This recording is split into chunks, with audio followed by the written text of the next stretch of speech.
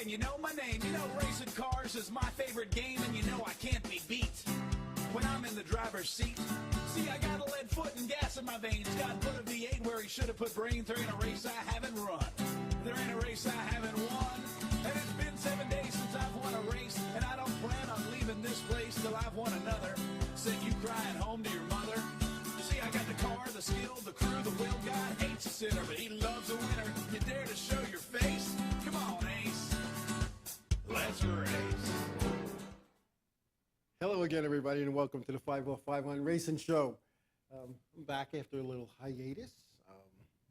Some things that uncontrollable, unforeseen, but we're back. So for those of you who logged in and found me not here, I apologize.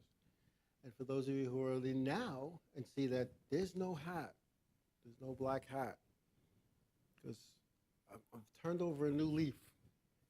I'm going to try to be a good guy, because being a bad guy just wasn't working for me. So it's just one of those things, no hat.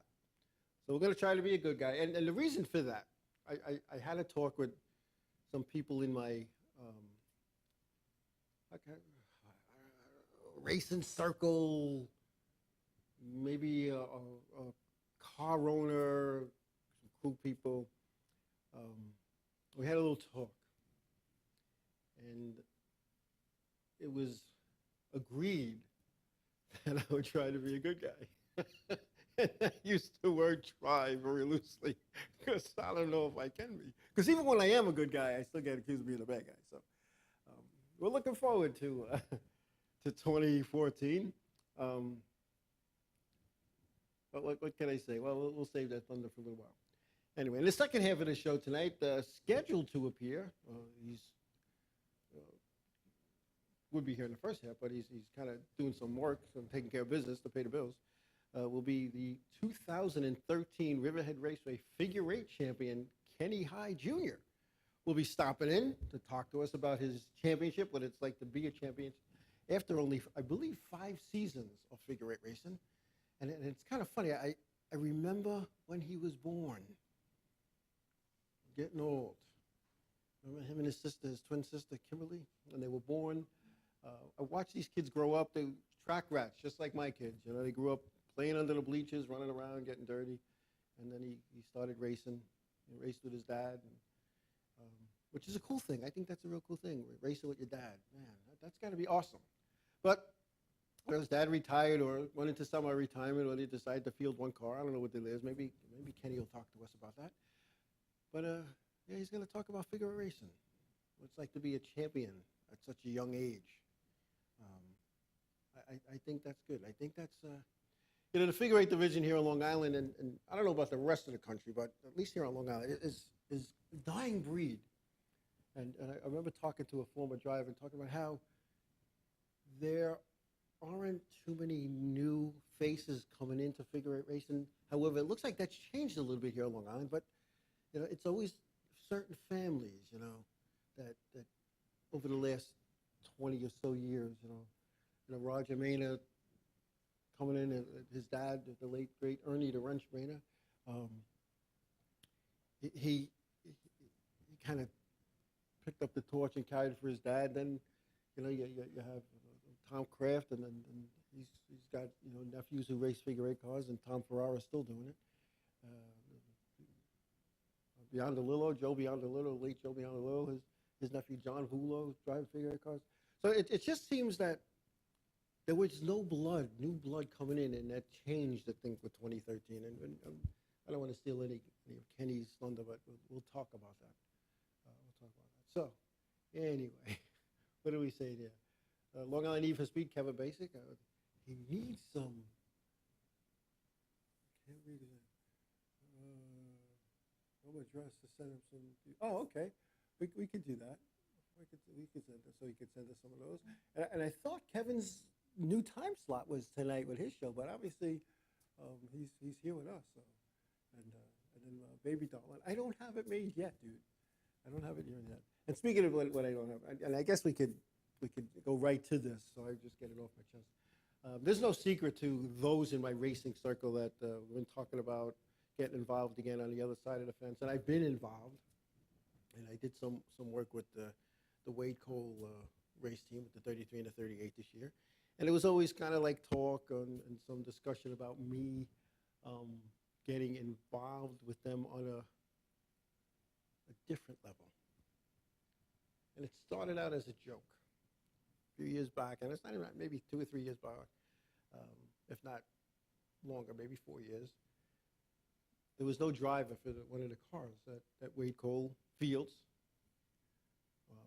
And joking around, he said, "Do you have a fire suit? Do you have a helmet?" And joking around, I said, "Of course, it's in my trunk. I carry it with me all the time."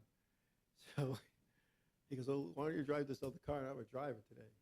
And I was like, "Oh man, I would love to." And it started out as a joke, and then that joke became some discussion and some teasing back and forth. And I'll call you, you call me, I'll be in touch, and we kind of joked around about it. And this year, I spotted for Wade at Bristol and at Riverhead. One of his best finishes in quite some time at Riverhead, running in the top 10 most of the event. But Wade and I sat down and had a serious discussion at Stafford. And as long as we could secure enough sponsorship to pay the bills, I will be in one of his cars next year. But not full time. Partially because of money issues, because it costs a lot to run a NASCAR Wheel and Modified Tour race car. And partially because NASCAR won't let me run tracks any bigger than a half mile. So, with that being said, if everything goes right, we'll run the Staffords and Monadnock race and the Riverhead. And that's if the schedule stays the same.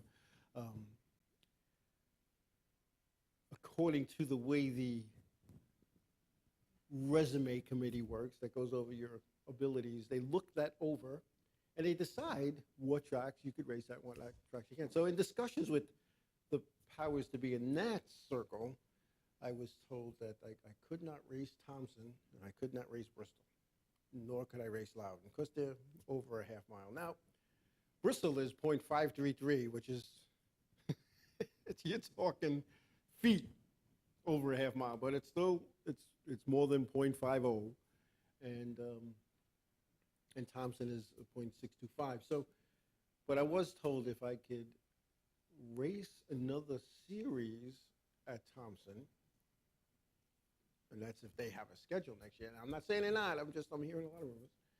But if I could race another series at Thompson between now and opening day, and do okay, in other words, I don't wad it up or wad up a bunch of other people, they'd approve me for that. But if I don't, then I have to run Stafford and prove that I could do my thing. So, and then we'll discuss Thompson. But that's the plan right now. And you know, again, it's pending sponsorship, which I'm working on, and a couple of other factors that are between me and Wade Cole and the crew, and we all know what that is. So, yeah, I mean, it's even if I don't drive the car, I'm still going to be involved with those guys next year, to some capacity. And I'm I just, what, it's something I've always wanted to do, and I'm at a certain stage right now where I'm going to do what I want to do. It's plain and simple. I don't want to look back and say, I should, I would, I could have, but I didn't. So anyway, yeah, Harry, man, a changed man. That leaves a wide open area to become. Well, it's funny. Like I said, I've been talking to the guys and involved with the crew and stuff, and the car owners, and it's time to be a good guy. Here's why, and I kind of laugh because we as a team, and whether I'm the jackman like I was at the last race, or a spotter, or just the guy who's standing there, we decided that I have enough problems with the people in NASCAR that we don't need to bring in attention to it. And we just want to go, we want to race, we want to have a good time, we want to have a bite to eat after, we want to go home and get ready for the next one. And we don't want to be where they're scrutinizing everything we do on and off the racetrack. We don't want them to come with the fine-tooth comb and start looking for things, and we don't want them to miscalculate minimum speeds. And because for those who don't know, minimum speed is calculated by you take the pole time, the seconds, whatever it is, and multiply that by 1.25, and that's minimum speed on the racetrack. So again, I think I explained this a couple weeks ago. So if we'll use numbers, round numbers, if the lap is 10 seconds, you take 10 times 1.25, which is 12 and a half. So at 12.6 seconds, you could be black flagged for not maintaining a competitive speed. Well, maybe they'll do their math wrong when it comes to me, and they'll say, at 11 seconds, you're too slow. What are you going to get at? You can't get out and argue it at that point, unless somebody's in your pit area attached to timing and scoring, where they're doing a print screen every lap, which I don't know. But we're going to play nice.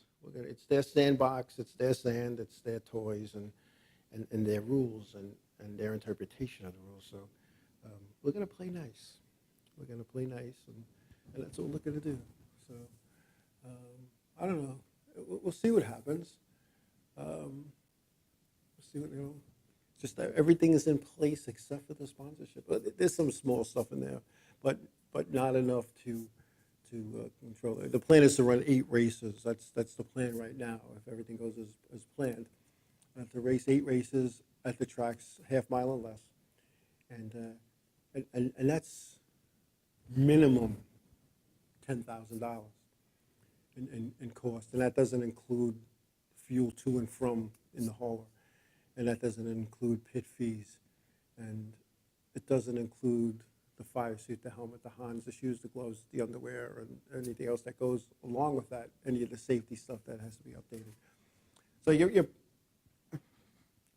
as a startup team, and we're lucky that the car and engine is already there. So, looking forward and looking ahead, a $20,000 sponsorship is what's in need, and we're working on that. So I'm thinking if I can get the sponsorship I got for a blunderbuss car, I'm sure I can get it for a touring series modified. I'm not worried. Yes, Harry, and demo derby is a lot cheaper, but my body isn't the way it used to be anymore. I can't crash and bang. Not that I did crash and bang, but it wasn't a demo. There's other things.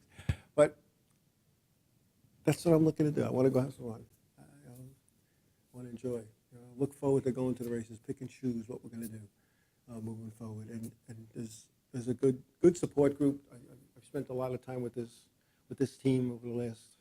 I'd have to say, the involvement with them over the last 4 or 5 years, they've always made me feel comfortable. And now that we did Bristol and Stafford and Riverhead, it's become a nice group, and it's like I've been there forever. So my hat's off to them, because it's racing's a funny business. There's people that are your racing friends. There's people that are your friends outside of racing, but then there's your friends. And I have to say, I consider this group a friend, and those who are close to me know that I don't use that term very easily. So, but that's how it is. And my crew chief is on here. I think he's going to be my crew chief. I think. We'll see. I would like him to be my crew chief, but I'm sure we're going to work that all out. So anyway, you guys are cracking me up. So that's the plan going forward. It's all etched in jello, as I used to say at UPS, because it could melt, it could change. Who knows what 5-6 months from now is going to bring? Who knows what kind of schedule the Wheeler Modified Tour is going to have in 2014? I hope it's similar to what they've had in the past, and I hope there's a handful of these short tracks I could race on, or at least try it. Who knows? I might go to the first one and realize that I can't get the rust out of the elbows and the arms anymore, and I can't go as fast as I think I could go. Who knows? But we're going to give it a college try, and maybe hopefully get some practice in before that. We'll see. But you heard it here first, folks. There's no more rumors. There's no more nonsense. This is what we're doing. In the chat room, you guys must have called all your friends and say, "Can you believe what he's saying?" But it's good. Well, you guys and gals have missed it for 2 weeks, so you have withdrawals, so that you came in. And for those of you that logged in last week expecting to find this show, it was posted on the radio site. It was in my Facebook. Unfortunately, I can't email everybody and say this is where we're at and this is what's going on. But for some of you, I appreciate the calls and the messages to see how I was doing, what was going on. That meant a lot to me. Anyway, we're going to take a break, and we come back. We'll talk about some stuff that's going on in the NASCAR world. We'll be back. Good Times Magazine, New York's best entertainment paper for 43 years. Check out their calendar for all the latest music info, including New York City, Queens, Nassau, and Suffolk. Studio News brings you the biggest news about the hottest artists and sounds. Technobeat is your guide to electronica, techno, house, and dubstep. Packtrack keeps you up to date on the biggest events at the area's performing arts centers and theaters. Good Times Magazine gives you all this and more. It's bi-weekly and it's free. Pick up your copy today or visit goodtimesmag.com.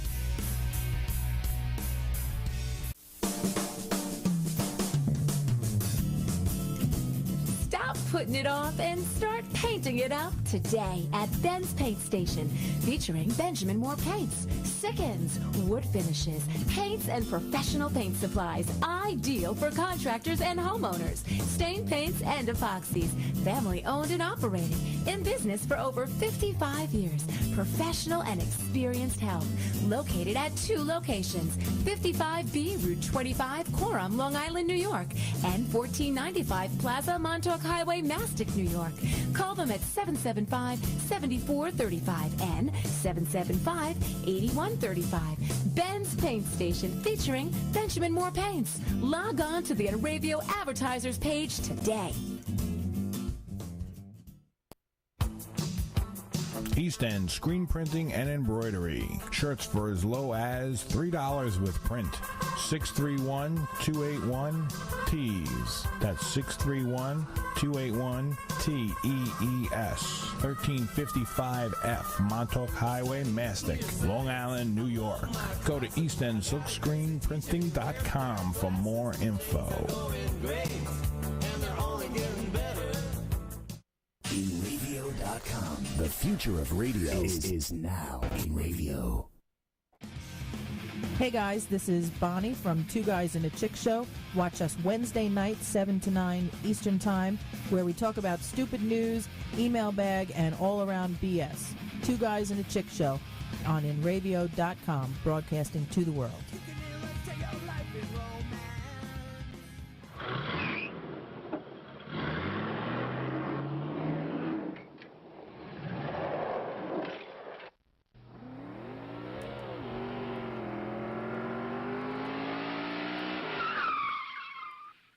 Hey, we're back. Yeah, remember, we got to take these breaks. You got to pay the bills and get the promos out. So, every like 15, 20 minutes, I got to take a break. So, but it's just some of the things you have to do. Whatever. Whatever. Anyway, just like to offer my condolences to the Metzger family. Wild Bill Metzger passed away. Bill Metzger was a late model driver. He raced at Riverhead, Islip, and Freeport Speedway. He's the brother of late model driver Kevin Metzger. Kevin winning a feature, I believe, was the last night of the late model season on September 13th. And I'm sure that win is a little more special now. So I knew Bill. I met him back in, I guess, the early 90s, early to mid 90s when both Kevin and Bill Metzger were running late models at Riverhead Raceway. And I was involved with Tony Urbina and the late model. And many a night we traded some paint with them. Because if you got one, if you got one brother, the other brother had to settle the score, so to speak. So, but Wild Bill Metzger passes away. For those here on Long Island, the wake is tonight, I believe, and tomorrow at Maloney's Funeral Home in Ronkonkoma. So, again, our condolences and our prayers to the Metzger family. It's tough. at any age, at any time, to lose somebody who's close to you. So that's a tough deal. Anyway, Tony Stewart will undergo his third surgery on his broken leg. That thing must have been pretty mangled, so we hope everything works out for him with these surgeries. And I know what it's like to have a leg injury like that. And again, with my injury, there's two separate injuries. And after they reattached everything, I was in a unique situation because one of the injuries needed pressure for me to stand on it to heal, and the other one needed zero pressure. So we had to decide in the beginning what we were going to allow to heal correctly first, and then we just do with the other stuff. Now it's a long time, It's 1996 when it happened, and although I don't limp anymore, it still hurts. What are you going to do? But yeah, people think I'm crazy for wanting to go back in a race car. I do. And who knows? After the first race, they might say to me, "You might want to go back in the spotter stand or handle a jock." But anyway, what else we got going on? The drivers of Kansas were not happy about the Kansas track surface. Goodyear provided them with a tire compound, the same of which that was used in Atlanta, a mile and a half racetrack. And in defense of Goodyear and in defense of NASCAR, you test, and they repaved Kansas, I believe, last year after the first Kansas race, but before the second one, obviously. And I don't think the asphalt had an opportunity to cure properly yet. So the testing that was done at the time was not the same asphalt that they're on now. It's a year old. So, or actually, it's more than a year old, if I'm not mistaken. And they had some tire issues. So Goodyear is working to fix that. But in the next mile and a half racetrack that they go to, Goodyear's hoping to have a better tire. Now, it's one of those things where the drivers kind of complain to NASCAR. NASCAR gets a Hoosier in it, and I'm sure the car owners are complaining to Goodyear, and Goodyear's talking to us. It's not just one of those things where they're going to just sweep it under the carpet. This is a serious business, and NASCAR wants to make sure that the competitors have the best possible equipment that money could buy, so to speak. And Goodyear wants to provide a product. Years ago, they couldn't say things like, "Oh, he blew a tire," because it was like a negative thing towards the tire company. Or they would say on the TV, if you think about it, before the Speed Channel and before ESPN and all that kind of good stuff, when they had network broadcast, what they did was tire went down. Number 43, tire went down at that one. They never said they blew a tire. Now they're starting to say that, but Goodyear has provided tires in NASCAR for as long as I can remember, and at least in the top series, whereas some of the touring series using a Hoosier tire. Again, they do the same thing. It's test, it's retest, it's continually trying to improve the product with feedback from engineers, drivers, owners, crew chiefs, and whatnot. So hopefully they can get a handle on that. And again, track services change over time. They in the course of a day, a track changes. So think about it. It's no easy task for guys who are crew chiefs out there. And I used to say this with the figure eights. These guys at practice, they'd practice at 1 o'clock, because they used to be years ago the first practice at Riverhead, and the last practice. So the last practice was around 3:30, 4 o'clock. And they didn't race till 10 o'clock at night. Now, they're practicing in the heat of the day. It's 90 degrees. And then they're going to race at 10 o'clock at night, where due here on Long Island, and it's right off the bay, and it's right off Peconic Bay. And it's not the same racetrack. So I always wondered why guys practice and practice and practice and practice in the afternoon, Like Earl Pearson, the third late model driver, told me I went to see him race one time when I was working for a company that provided racewear, and he was selling T-shirts that were made by us. And he went out and practiced, and I'm standing there, and he goes out and practiced, did 8 laps, pulled in. I was like, "Everything all right?" He goes, "Yeah, well, everything's perfect. I just did late laps." He says, if I can't tell how my car is after 8 laps, I should load it up and go home. And I thought about that. Because, the dirt series does things a little bit differently. They practice, they qualify, they race. There's no big gaps of time in between. So the track that they practice on is usually the same track with a few variations that they're going to race on. So I don't know. But, WJ, myracers.com, they should call the Peconic Lake Speedway. What a capital idea. If they've ever let me buy the place, that's what I would change it to. But no, I'm not in a position to buy the racetrack, at least not anymore. I'm just an old retired guy living on a pension, at least trying to anyway. But whatever. Some wheel and modified tour notes. Ted Christopher was recognized by his hometown of Plainview, Connecticut, by induction into the Plainview Sports Hall of Fame this past Saturday.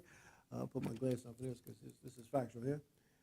TC, Ted Christopher, has 15 NASCAR titles. He's the 2001 NASCAR Wheel and All-American Series National Champ, which is no easy task.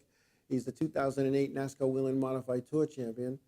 He has also 12 track championships, 1 regional title. And he was named one of the top 25 drivers in NASCAR when they celebrated the NASCAR Weekly Series of 25 years in 2006.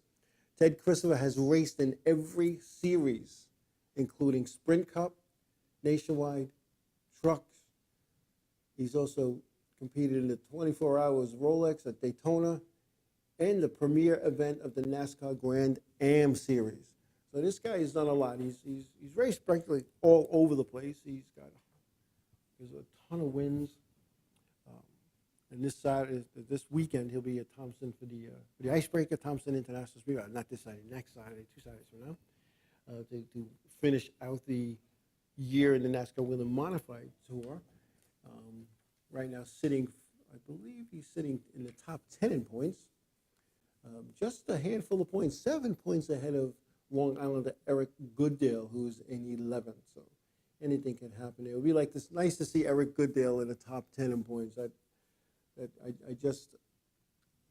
have the utmost respect for the Goodale team and what they do and how they act on and off the racetrack. Eric's come a long way in a short period of time, and I'll tell you what, it's in 2014, and if he comes back to the NASCAR Wheel and Modified Tour, and I'm not saying he's not. You never know what can happen, but I think Eric will see victory lane in 2014.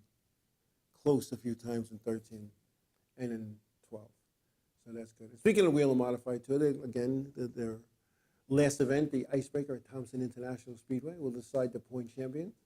And right now in the series, mathematically there's only 2 guys that have a shot. That's Ryan Preece and Doug Colby, the defending champion. Ryan Preece, the point leader, 26 points over Doug Colby, with Donnie Lee a third, 54 back. Then you got Mike Stefanik in 4th place, Todd Zagady in 5th, Rowan Pennick in 6th, Justin Bonsignor 7th, Ronnie Silk 8th, Woody Petcat 9th, and of course TC Ted Christopher rounded out the top 10. In the Southern Modified Tour, they'll be in Charlotte this weekend to end their season. George Brunhusel III has a 32-point lead over Kyle Ebersol, a 33-point lead over Andy Seises in 3rd. Burt Myers is 47 back from 4th. Mathematically out of it, and Tim Brown 67 points back, rounding out the top 5. So the seasons are coming to an end. The weekly series is over. The NASCAR Wheel and All-American Series is done. Point racing, and in most cases done racing. And and what they'll just the touring series is what's going to go next. So. And then once that's over, then it's banquet time. The banquets will start happening. The Cup banquet in November, the Touring Series banquet in December, and it's all good. So racing seasons are coming to an end, and we start that silly season. Who's going where? Who's doing what? And things of that nature.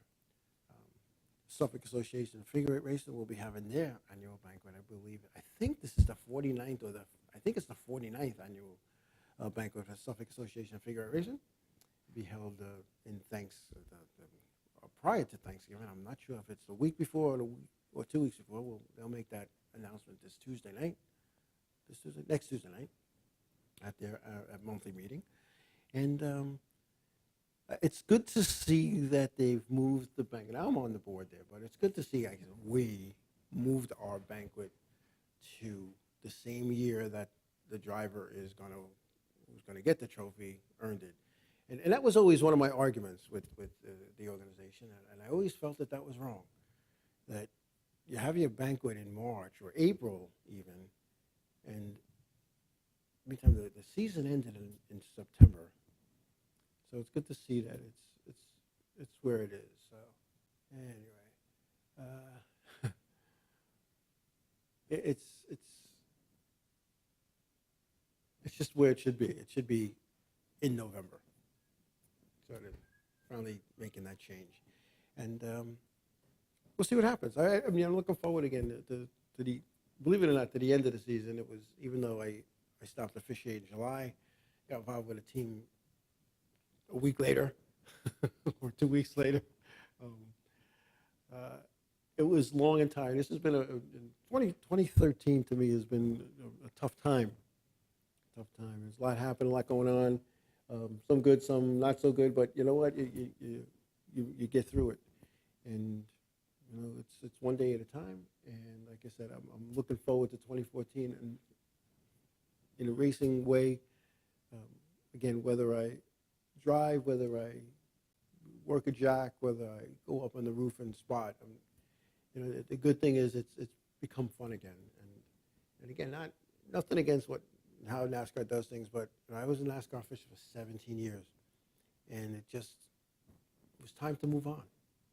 You know, sometimes you have to do that. You have to move on and start anew, you know, and do something different, you know, because it just became a job, and I didn't become an official to have another full-time job. I became an official because I thought I could make a difference. And be originally, and I don't know if I've ever said this, originally I became an official. I mean, I had the wreck in September 96, and in December of 96, I was already talking to the commoners because I didn't want somebody to get hurt the way I did. And the officials at the time, when they inspected cars, they didn't go over them with a fine-tooth comb. And I'm not saying my car was unsafe. I know there was a lot of joke about the pizza box firewall. That was discovered and changed, but there were things. Sometimes you take an older car and you bring it out to the racetrack. You have to go over things, and you know, we didn't go over things. But when we rolled into the racetrack, and the guy who was inspecting figure eight stock cars, you know, said to me, he goes, "Did this car run last year?" And I went, "Yeah, it did." All right, boom. He looked at my seat belts. He checked the seat, and he put a sticker on the windshield. You're good to go. You know, so what I wanted to do is make sure nobody got hurt the way I did in the race car. At least, you know, not at Riverhead Raceway on my watch. And knock wood, nobody did. And I wasn't too well liked about some of the things I changed and some of the things I did, but nobody got hurt on my watch, at least not at Riverhead. But anyway, let's see, what are they talking about? So, Kevin's show starts in 26 minutes. I guess he'll be logging out.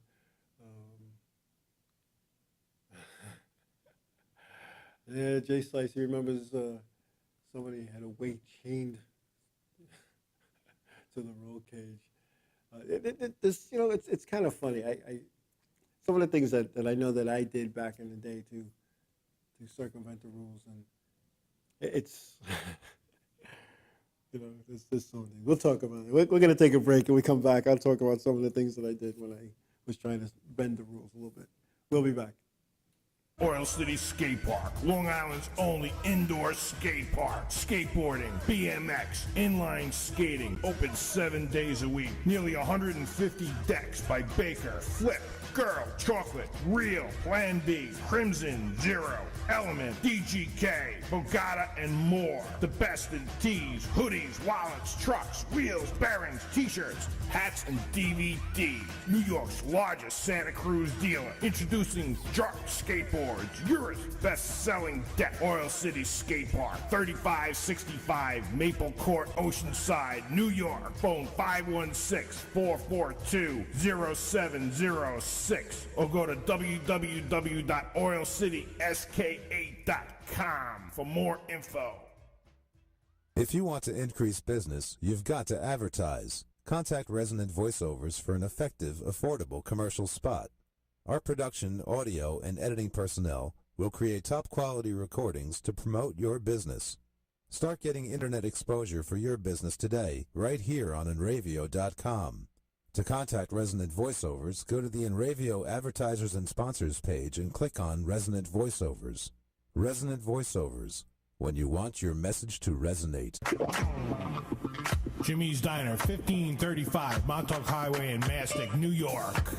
Food and Eats, 6 a.m. to 3 p.m., 7 days a week. Breakfast and lunch.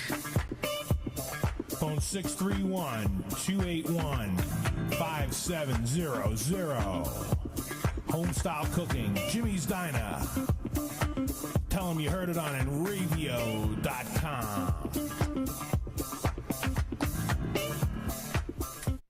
This isn't your grandfather's radio. Not even close. This is Enravio.com. Hey guys, it's Mishy from Backwater. Tune in every Saturday night from 7 to 9 EST for music history, musicians' birthday blocks, trivia time, and the best alternative music around. Saturdays at 7 only on InRadio.com, broadcasting to the world.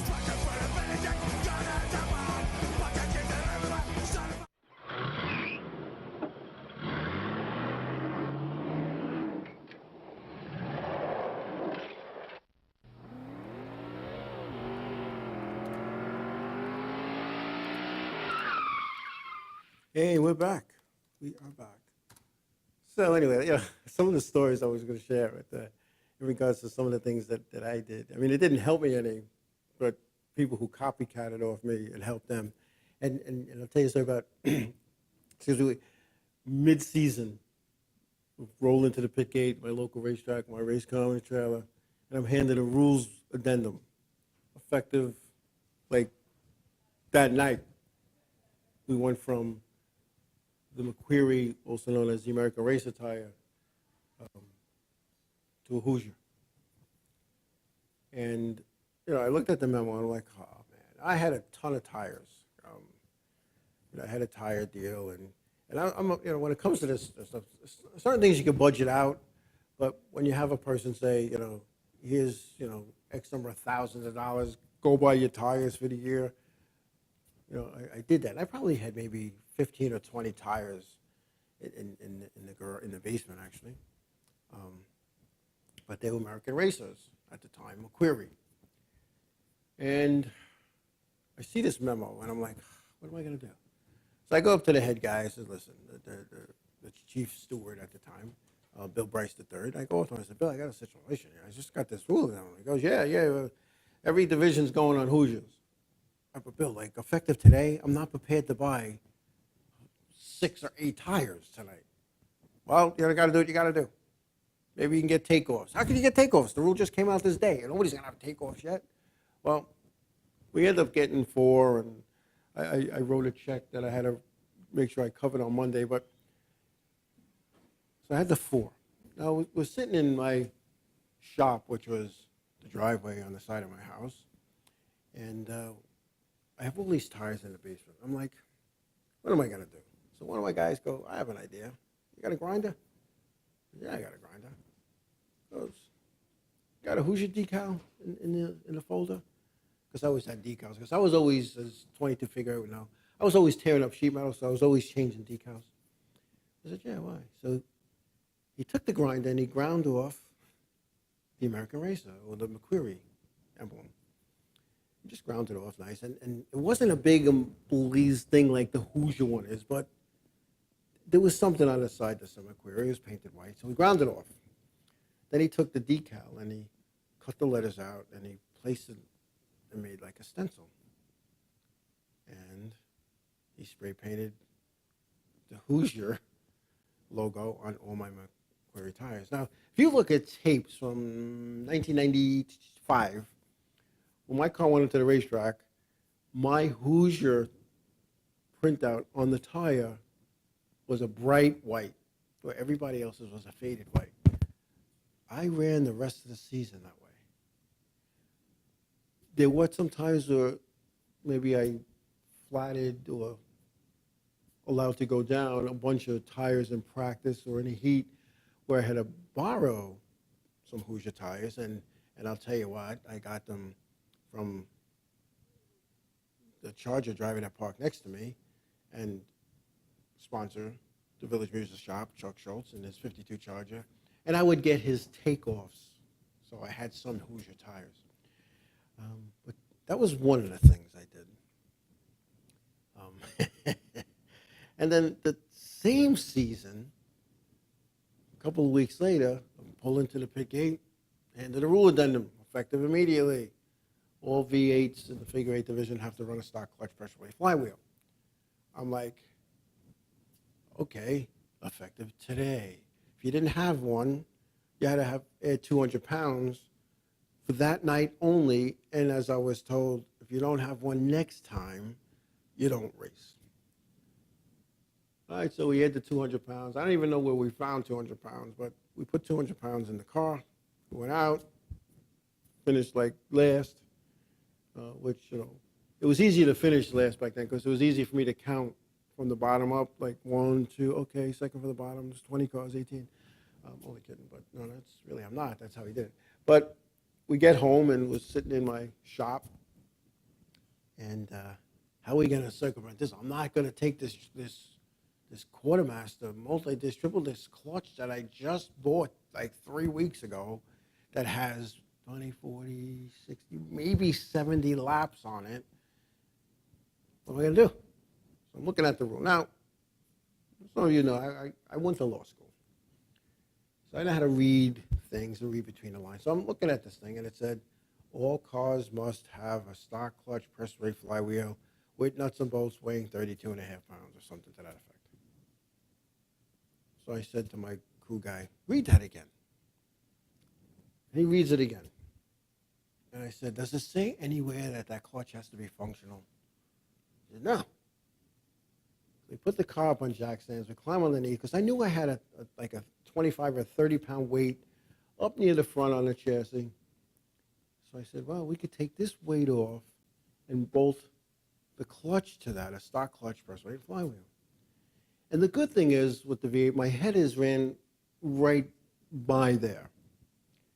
So I show up to the track with the Quartermaster still bolted to the car.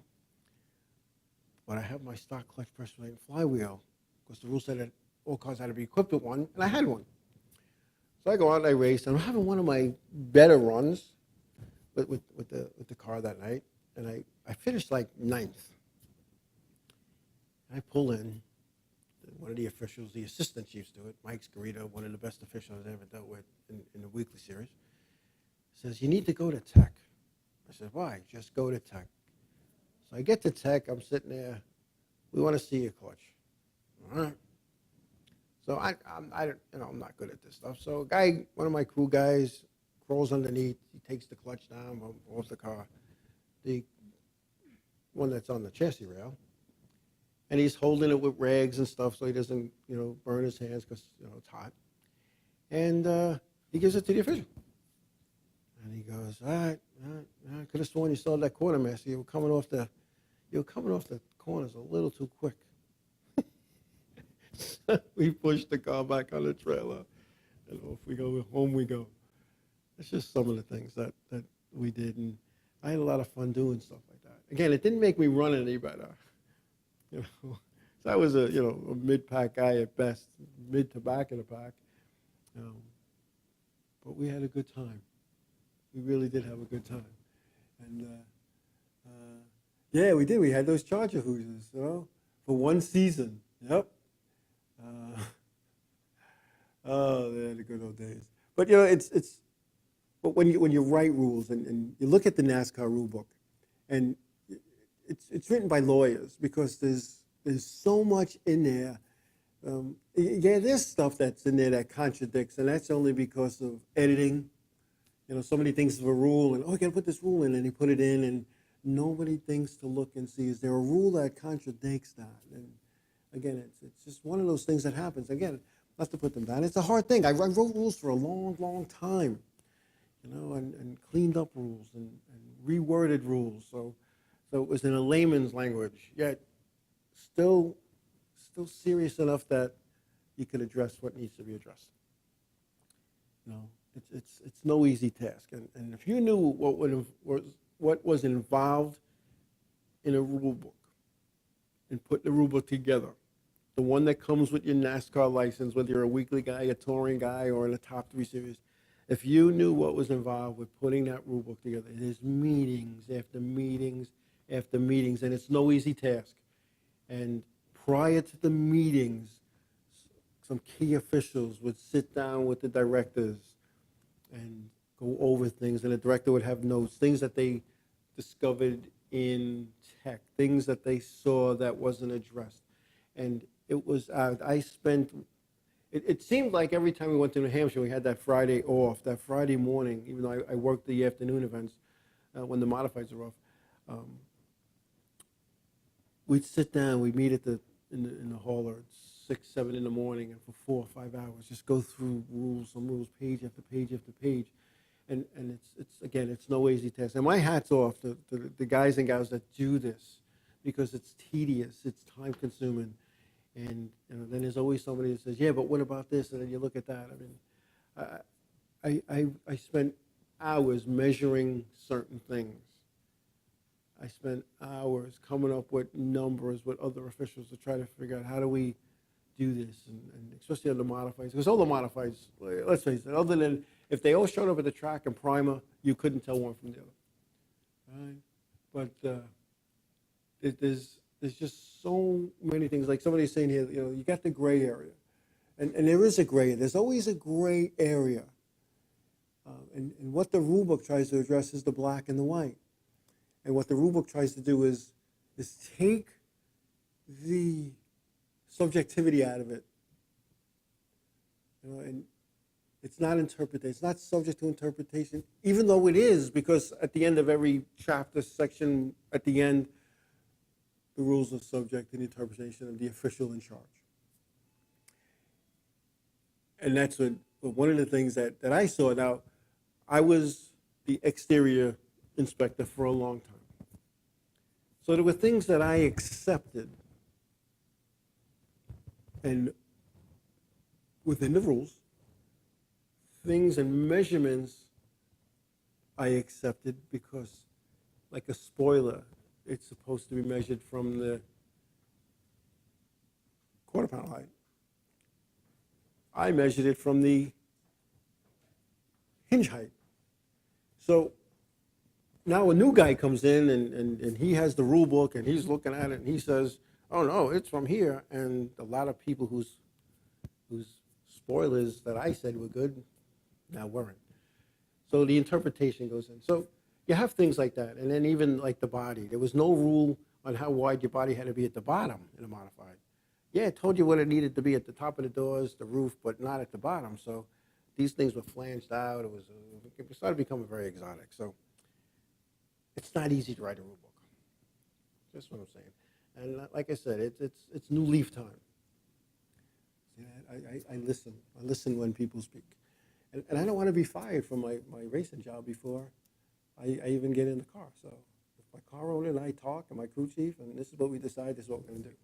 So anyway, before we take another break, I got to read this public service announcement, everything. Be prepared to be scared at the Darkside Haunted House. This season begins October 4th. Come for a complete schedule, door-to-door directions and coupons. Visit darksideproductions.com, the greatest show unearthed. And when we come back, we'll have our guest, the 2013 Riverhead Raceway Figure 8 champion, Kenny Hyde Jr. We'll be back. Hey, Ken. Croce's Auto Body, first aid for your auto since 1965. 24-hour towing, free estimates, frame straightening, insurance claims, restorations. 398 Main Street, East Moriches, Long Island, New York. Phone 631-878-1998. Termite Marine Contracting offers all stages of dock building, including brand new docks, repairs on existing docks, pole setting, dredging, and decking.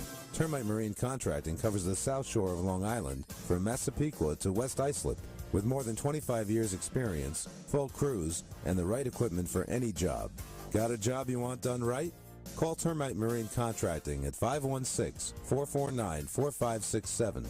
That's 516-449-4567, or follow us on Facebook. Termite Marine Contracting. When you want it built right. Sud City Car Wash, Montauk Highway in Mastic, Long Island, New York. $9.99 early bird special Monday through Thursday, 7:30 to 8:30 a.m. Phone 395-6114. Sud City Car Wash. Hand washes, hand waxes, and detailing. Interior cleaning, brushless, car wash club. Simonized products. Sud City Car Wash. Montauk Highway in Mastic, Long Island, New York. Stay in tune guitar strings. Guitar strings, bass strings, polish and accessories. Stay in tune guitar strings. Akron, Ohio. www.sitstrings.com. YouNeedAPart.com. Fast and free, the internet's top used parts locator service. Over 3 million part searches since 2001. Salvage yards, sell more parts. Become a member today.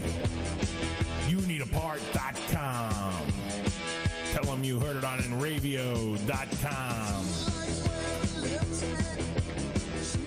Hanging with the cool kids at Enravio.com. Hey, this is Dan Jacobson, the host of Dear Dad. You can listen to me here Thursdays from 6 o'clock to 7 o'clock. You're listening to InRadio.com, broadcasting to the world. What are you waiting for? Everyone else is advertising on the internet. Shouldn't you? Tired of small returns on phone books, newspapers, radio ads, TV ads, coupon books, direct mail? Everyone is on the internet every day.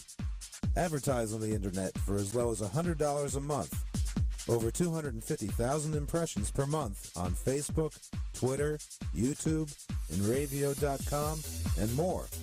Go to the Advertise With Us page on Enravio.com and get started today.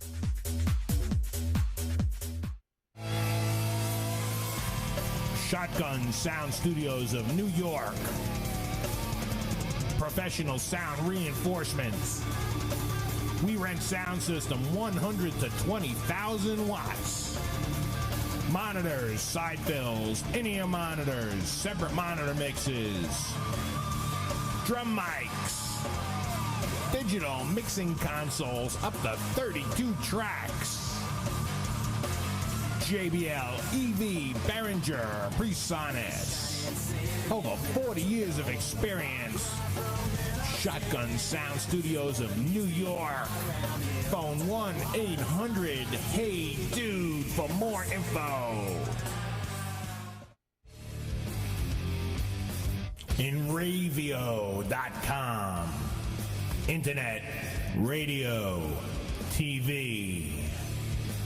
Enravio.com. Broadcasting to 6.8 billion people. Streaming 24/7.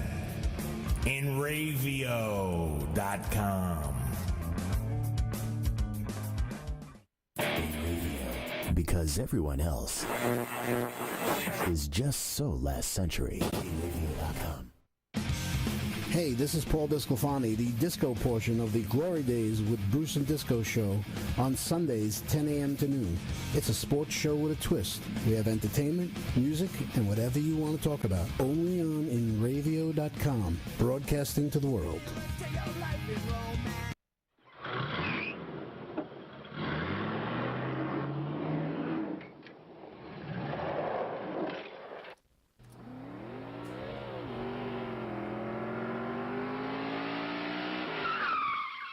Hey, we're back. To my left, your right, the 2013 Riverhead Raceway Figure Eight champion, Kenny Hyde Jr. Kenny, welcome. Thank you for having me. Yeah, it's my pleasure. Hey, I'll tell you what,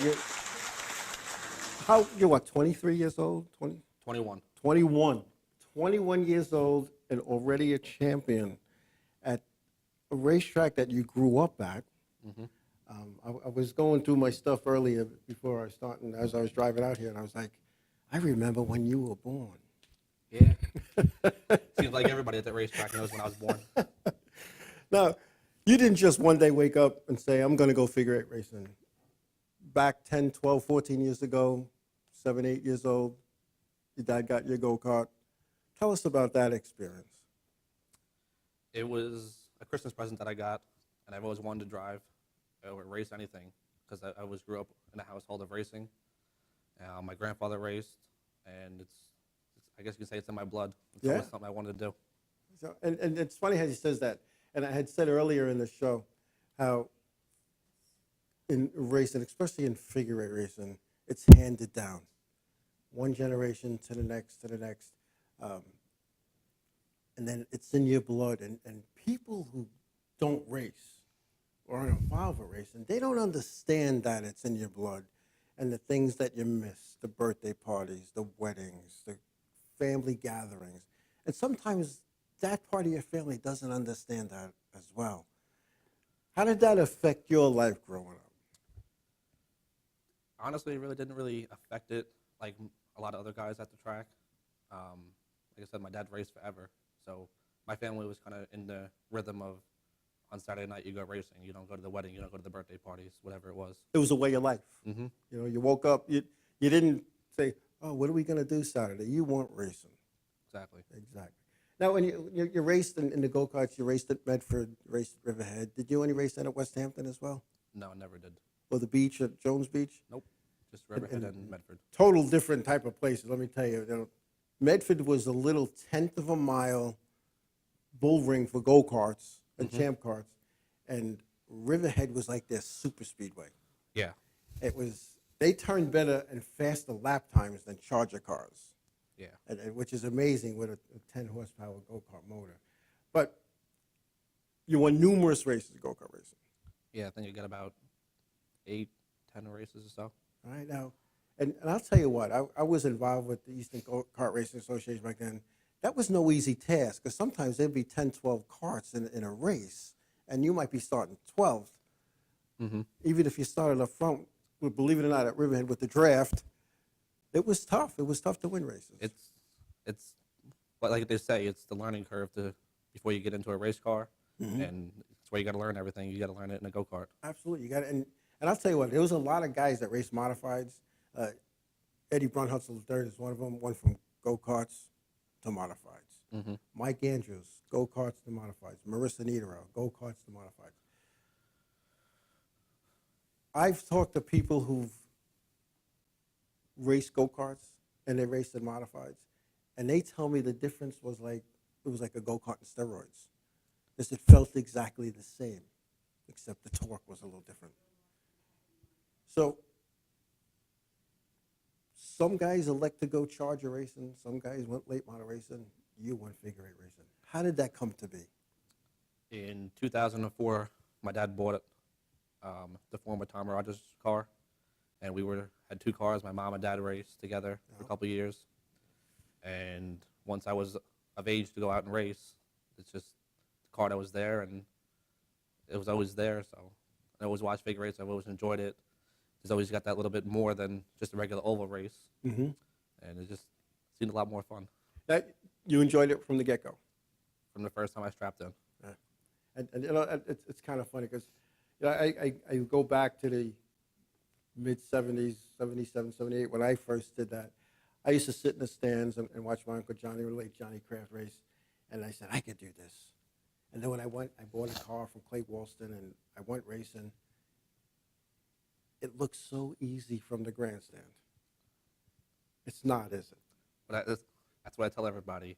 What you see on one side of the fence is totally different than what happens on the other side of the fence. I mean, a friend of mine, he got it in a friend of ours' car for the first time ever.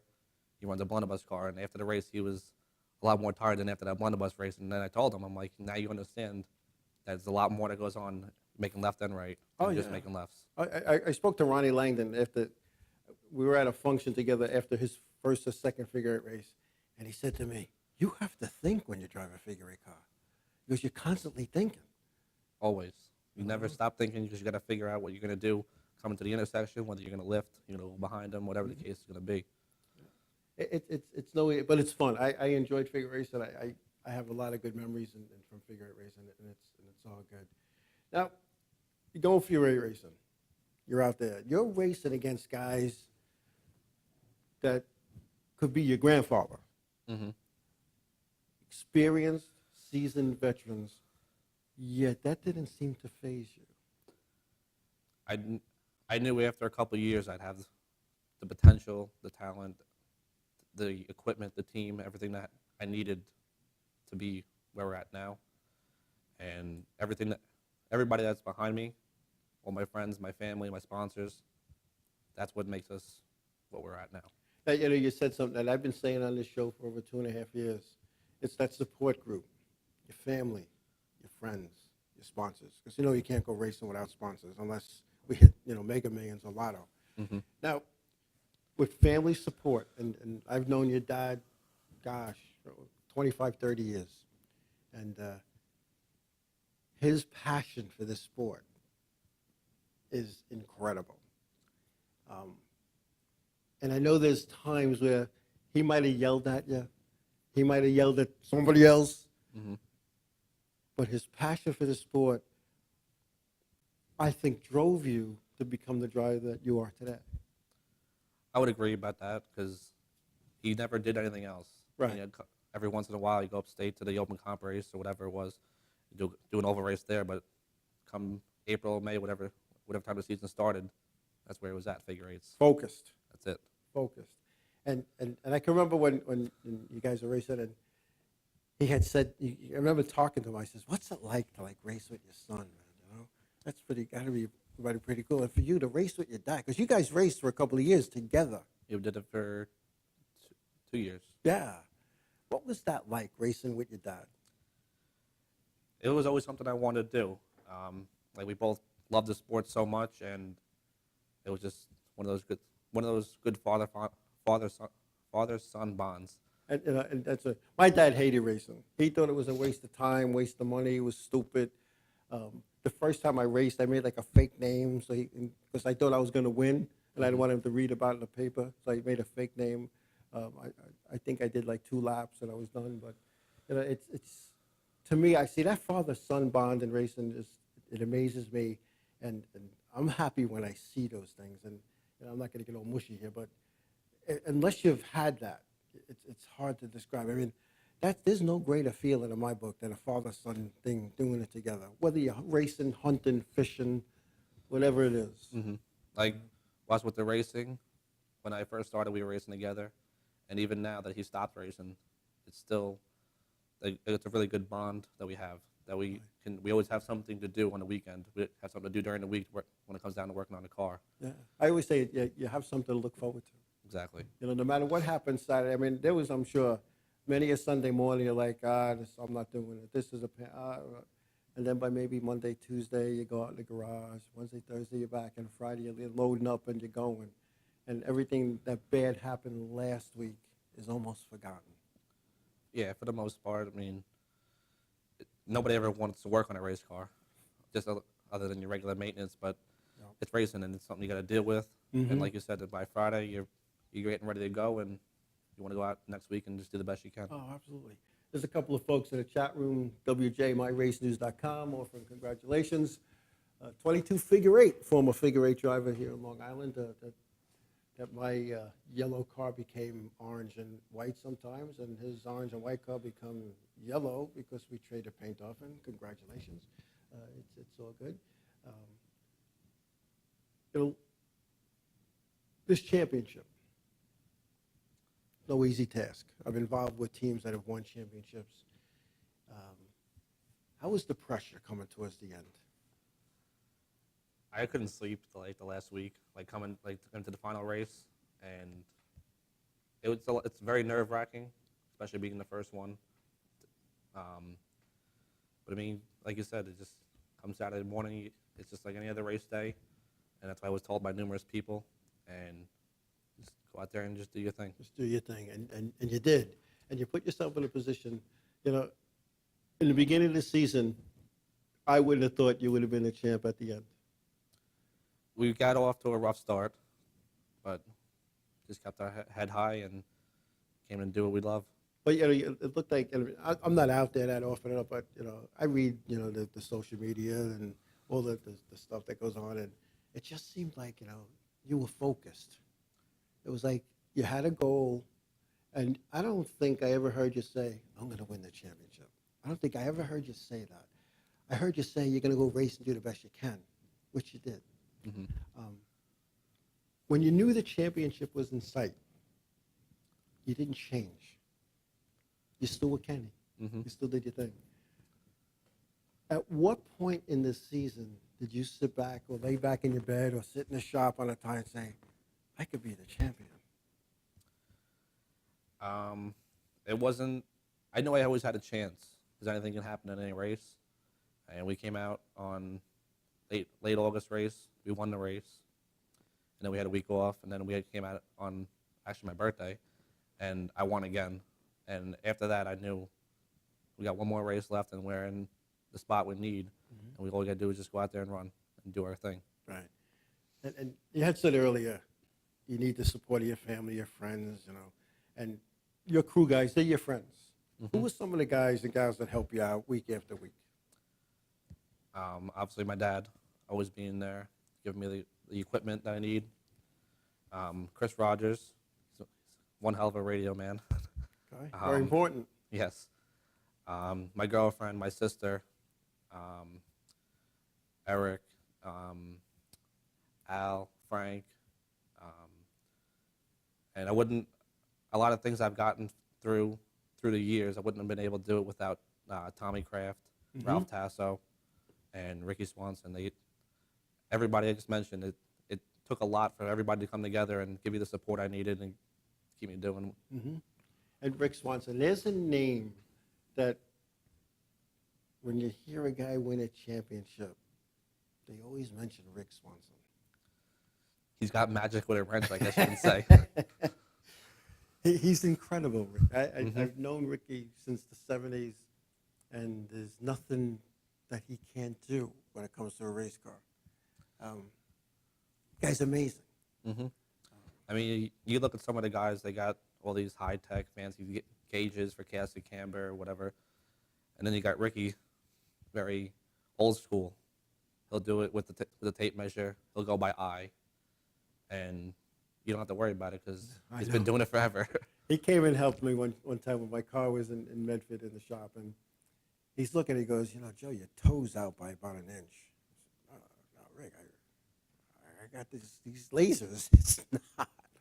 He gets the old tape measure, the old toe plates, he puts it up, and he says, hold that tape measure. We looked, and sure enough, it was out.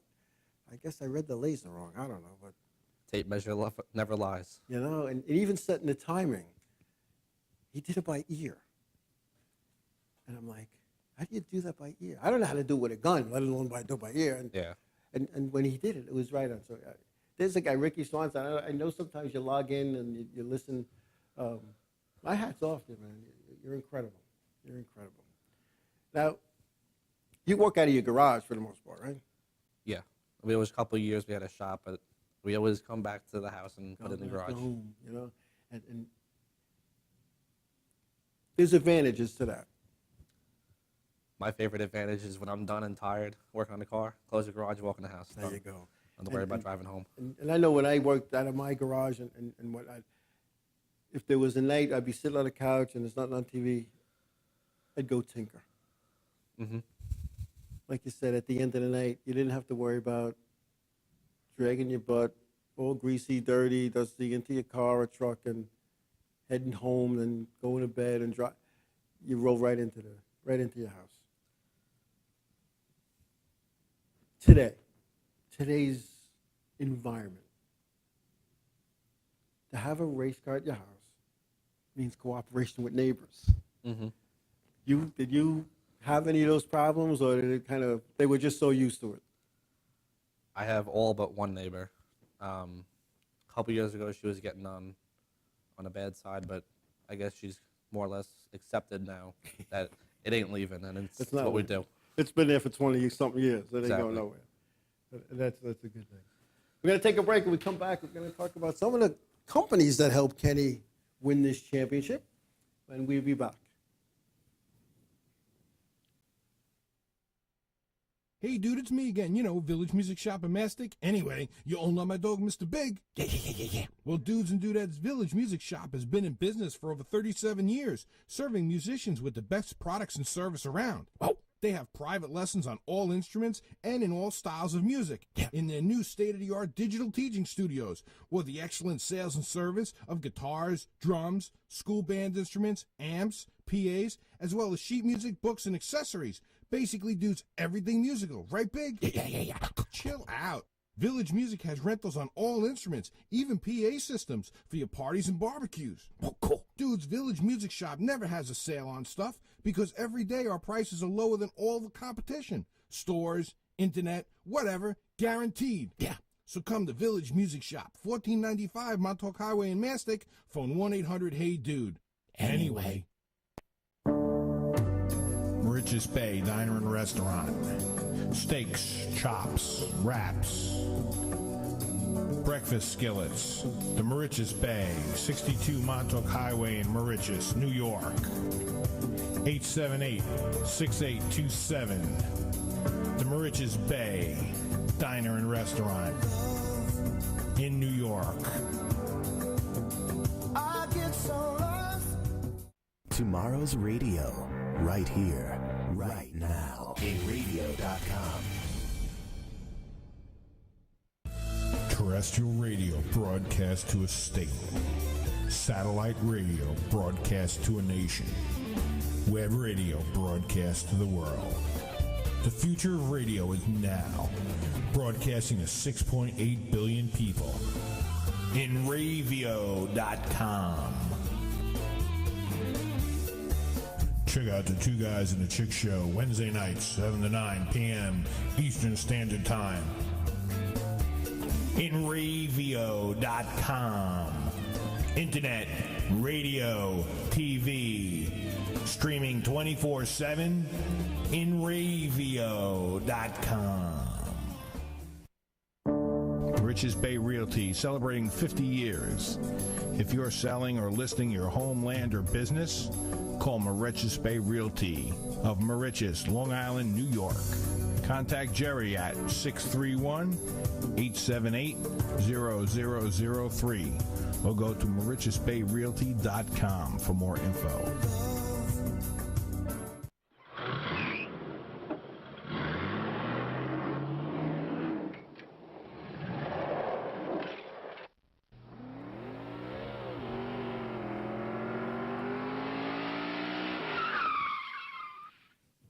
Okay, we're back. I know the chat room was going on and talking. Kevin Basic, Long Island Eve of Speed, is talking about the Jetsons and the Flintstone paint job. But that was your dad. The Flintstones was my dad. Years ago, somebody told me it looked like Fred Flintstone, and ever since then, Fred Flintstone was on a race car. And being my dad came from the previous generation before me, and then when I started racing, we thought about having like the Jetsons meet the Flintstones from the old school to the new school. Okay. That's why it was like that. See, there you go, Kevin. You got your answer. Jetsons, the Flintstones, good times. Now, you talked about people that help you out. Now, racing's an expensive sport, whether you're in an entry-level thing or in Sprint Cup. Who are some of the people that help you out? Number one, I got to thank Grant from Northeastern Office Equipment. He stepped on board and helped us out a tremendous amount. Can't thank him enough. Had All Out Fire, Kings Park Contracting, K&K Towing, Teddy Bear Graphics, Planet Automotive, and Big Sal's Race Engines. And I think that's it. Trade Auto Records, that's There right. you go. A lot of sponsors there. It seems that between you and your dad over the years, you don't have different sponsors every year. You seem to reconnect, re-sign. They're with you forever. Yeah, my dad had Maple's Bar and Grill of Manorville. Mm-hmm. I think it was close to 13, 14 years or so. Yeah. And Now yeah. I've always said on this show, and you guys and gals in the chat room could verify this, anybody can get a sponsor for a season. You guys seem to always come back. You have a list of sponsors. I mean, Northeastern is new to you. You know, Grant Williams, he helps a lot of people. But they all seem to come back. Planet Speed? Planet Automotive. Planet Automotive. They've been with you guys almost forever, too. Yeah. Well, Planet Speed was with my dad back in the late 90s. Yeah. And our friend Bob, who helped us on the car when I was younger, when my dad was just racing by himself. Uh-huh. He got his own shop, Planet Automotive, and I used to house my car there for a little while. And before actually opening day, we were there 7 o'clock in the morning getting the car done because I fell behind over the winter. Yeah, it happens, you know. And this past winter was a nightmare. Oh, yeah. A lot of people felt bad. In fact, Jay Slice will tell you that because they work outside. And, you know, they were lucky their car didn't float away to Superstorm Sandy, which is just about almost a year ago. Now, again, sponsorship.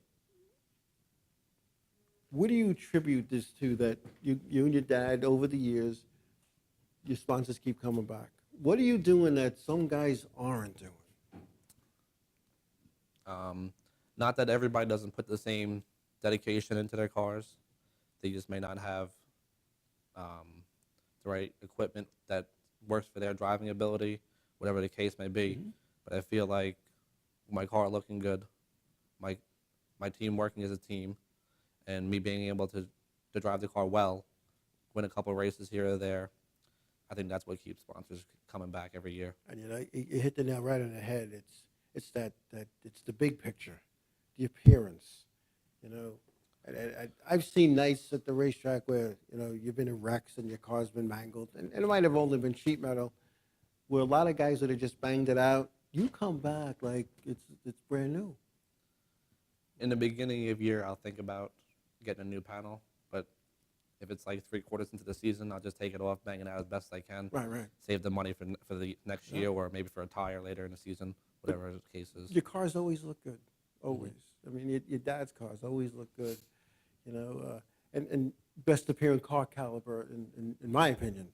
And that's tough to say because there's a lot of good-looking cars in the figure eights. And for those who aren't into figure eight racing, it's not like they're not like jalopies that are all beat up. These are like late models. That's pretty much. I mean, you look at a state on a computer or whatever, and you see some of these cars that look like the Enduro cars that we have at Riverhead.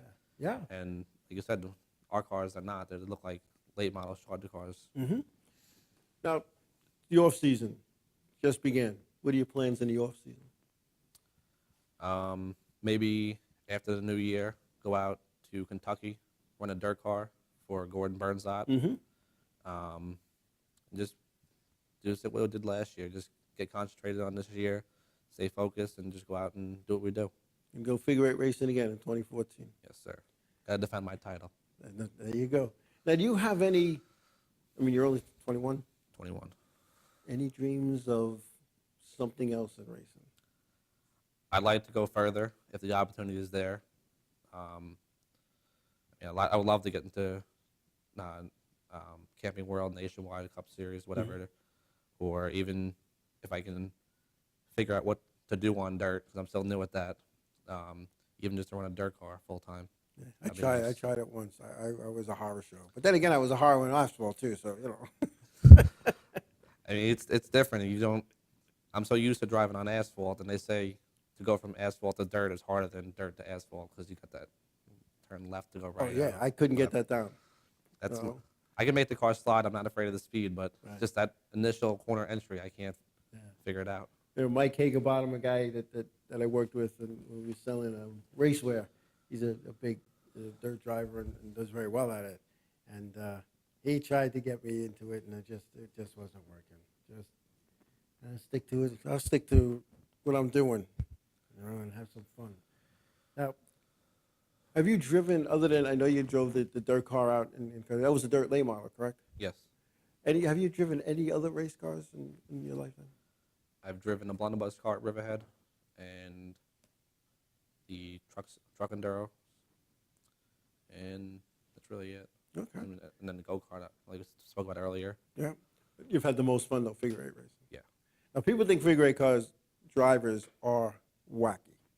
I was talking to John Elwood. He manages the racetrack in Riverhead, and a couple weeks ago when he tells me I'm missing a couple of screws, I'm like, oh, I'm not. Maybe you're the one missing a couple of screws. Yeah, really. And it's funny because it's people think they're, and I want to use the term, but I'm going to use it, afraid of the X. They don't understand that there's timing and precision involved with that. Explain like a typical, you're coming down the straightaway, you're going to turn one, what are you thinking about? I'm thinking about whether, well, before I even think about going through the intersection, I'm thinking about what I got to do to keep the guy behind me, or if he gets a run on me, what I got to do to make maybe move him up a little bit and hold my line and everything.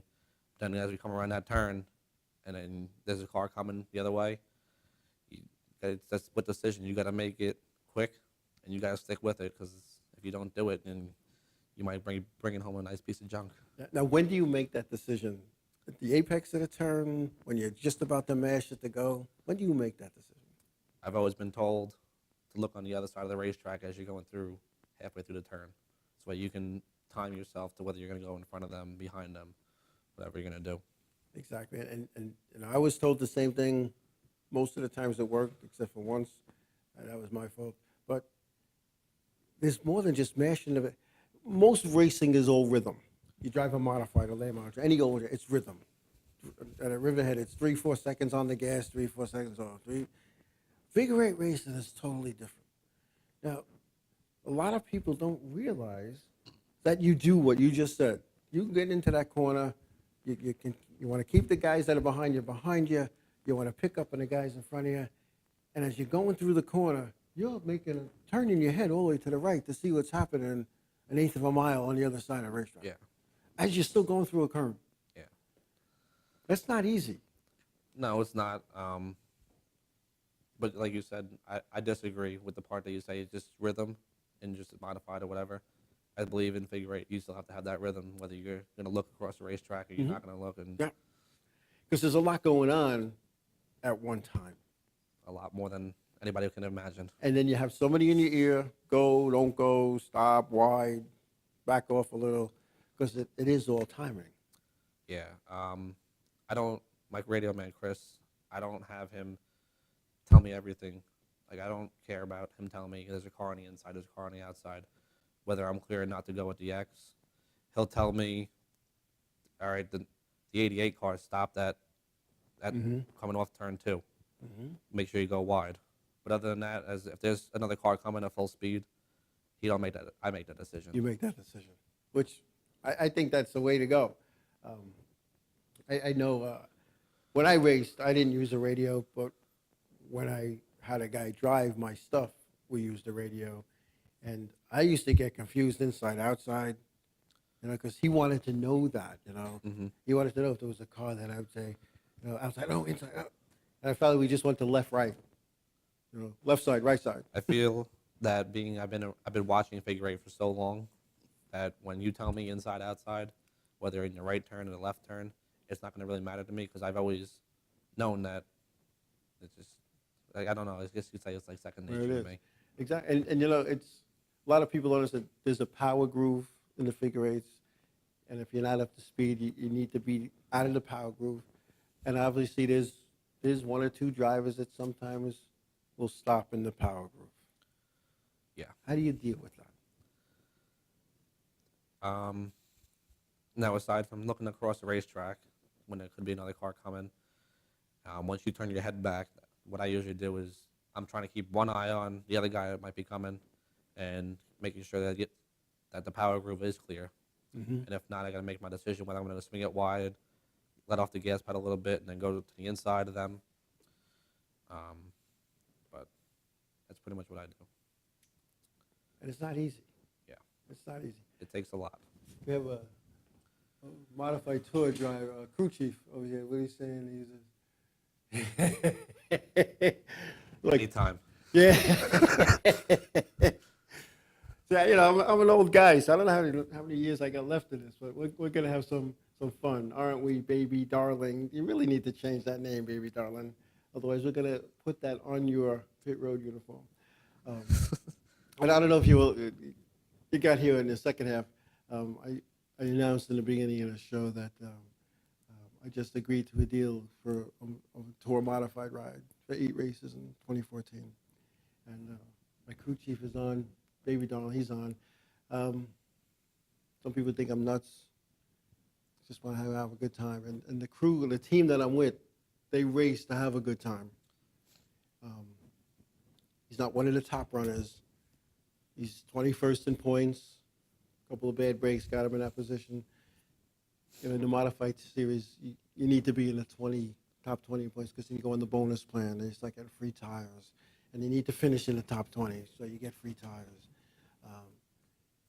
And we just might miss out on that. So it's almost like starting from scratch next year. You know? Mm-hmm. And the way NASCAR is, I can't race in anything larger than a half mile.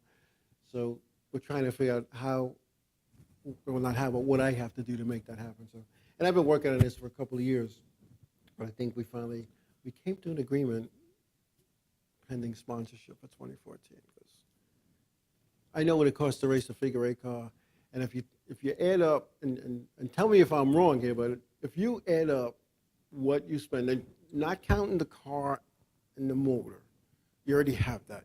But going to the racetrack every week, upkeep, maintenance, tires, fuel, it's probably for a 10 or 12 race season probably cost you $10,000 easy. Yeah. Easy. I'm probably past that already. Yeah. And that's not counting the money I spent over the winter to rebuild exactly. it. And I've said that to people. But dollar for dollar, and again, figure 8s of our caliber only race at Riverhead. Yeah. So dollar for dollar, when you go into the racetrack, first of all, the fuel in your hauler costs the same in your truck as it does in a modified truck. The pit fee is the same, whether you have a modified or a figure 8 car. The fuel is pretty much the same. And the tires are a little bit more for the modified, but not a lot more. No, not a lot. So when you add that all up, dollar for dollar, when the season ends, you spend $10,000, $15,000. You win a handful of races in the figure 8s, a couple of top 5s. You're doing okay. Yeah, I mean, for our payout at Riverhead in the figure 8s, you can more or less, if you don't buy tires that night, you can more or less break even, or maybe put $20 in your pocket or whatever. Yeah. So it doesn't really cost you that much money to go racing, but the night that you got to put tires on the car, then you're going to be in the hole. Right. Now, with sponsor, I never in 35 years of racing, whether it was a driver, owner, whatever, I never raced out of my pocket ever. I always had full sponsorship, always. And I get my sponsorship, take my money. I got 12 races. I divided the money. I put it in envelopes. I had 12 envelopes, week 1, week 2, week 3. So when I went to the payoff window, that was mine. And I was blessed. I was lucky. When my daughter was just doing laps and was finishing 11th, 12th every week, just doing laps, what that payoff did was paid for the fuel for that car and the fuel for the other car and the pit fees. So we never raced out of pocket. Yeah. You as a job or a career or a hobby, whatever it is, you want to try and make it at least cost efficient as possible. Absolutely. And I can't understand, and maybe it's me, I don't understand some of these classes, not just here on Long Island, but in other racetracks as well, when it's $100 to win and it's $500 for a set of tires. And $70, $80, $90 for 5 gallons of fuel. I don't know how they do it. And that's why I've always tried to steer people to figure eight racing, because at least you could break even on a night you don't have to buy tires. I know Brian Sestella, the first night that he drove the figure eight car, he kind of backed into a 4th place finish because it was a wreck fest. And when I went to the payoff window and I came back, and he said, if you don't mind me asking, how much was the payoff? Because our deal was he got the hardware, I got the cash. And I said, $240. He goes, no, really, what was it? I said, $240. He goes, I didn't make that in 20 races in the blunderbuss car. Yeah. I think it's 12th on back. You get like $20 in the blunderbuss.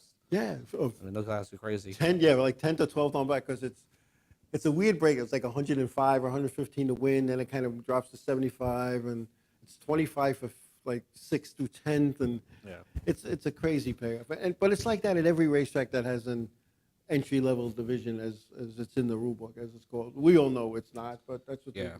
the rule book says it is, so that's what we'll do it. So, what are they saying here? Okay. Instinct. All 22 figure eighters comment in our discussion about driving. It's instinct and reaction. Very few people hop into a figure eight car and are successful. Yeah. Very few. Like you said, like we were talking about earlier, it's not just your regular oval race. Right. It's a lot more going on through the intersection than just going down, making your left turn, not next straightaway, another left turn. It's a lot different. No, much different. And because of the tight confines of the racetrack and the nature of figure eight racing, and 1 minute the guy's on the inside, 1 minute on the outside, there's contact. Yes. There's bumping and grinding. Is some of it deliberate? Maybe. Is some of it unintentional? I'm sure. How do you react to a guy that every corner sends you sideways? I'll take it to a point, and then I got to make a decision whether I'm just going to let it just go, not worry about it, concentrate on the big picture, or not so much take care of it where I wreck him, I wreck me. Just kind of like get him out of the way a little bit, make him lose a spot, and if it's late in the race, maybe by the time he does pass that car, he might have lost position too. Mm-hmm. He's not going to be able to get into me again. Right, because with any form of racing, whether you're driving a sprint cup car or a go-kart, you got to keep your wits about you. Yes. And races sometimes are lost because of raw emotion in the race car, the anger, the rage. This idiot's beating me, pounding me. I'm going to get him back, and then you end up taking yourself out too. How do you control that? I know I had trouble doing that. And baby doll, make believe you didn't hear me say that. I have trouble doing that sometimes because I always think it's on purpose. It's not always on purpose. Sometimes it is. But it's not always a deliberate beat and bang. How do you deal with that? I just take it as being Riverhead's just a tight quarter mile. I just take it as bumping, rubbing. It's all racing. But when you're getting taken out deliberately, then you got a problem. Oh, yeah. Oh, yeah. And especially in some cases, an official doesn't see it or call's not made for whatever reason. And you don't see everything as an official. I mean, I worked a nationwide race. I didn't see some things. I was up in the tower, and I had to be told by, one of the other people up there. Once I was told by a TV guy, you see what that guy's doing to that guy? They get the binoculars out, we're on a mile race. Oh, yeah. And you got to make a decision. Mm-hmm. And so it's kind of tough, and you get lulled into the watching. Yeah. And you tend to watch the leaders. Middle to the back, you don't really pay attention to. And some drivers know that. I'm a lap down. I'll take care of this guy. He got me 3 weeks ago. I'm going to get him back. That happens. There's a lot of payback. Has that happened to you? Once. I try not to speak about it because I know I was wrong. Okay. And it just, what I wanted to happen did a complete backflip on me. And okay. It was a very bad episode. And like I said, I don't like speaking about it because we've all had those. Because I know I was wrong. Yeah, we've all had those, and being able to say that, hey, I was wrong. That's big, and it took me a long time in my racing to be able to be able to say that, hey, I messed up. I'm sorry. And sometimes you make the mistake is you try to talk to the person right after the race, and people are fuming. Sometimes it's better to wait a week. I mean, I remember in 1989, the dad and I had an incident on the racetrack. It was kind of interesting, and he was fairly new, and it was my first year back after leaving ISO Speedway and getting married and whatever, taking some time off.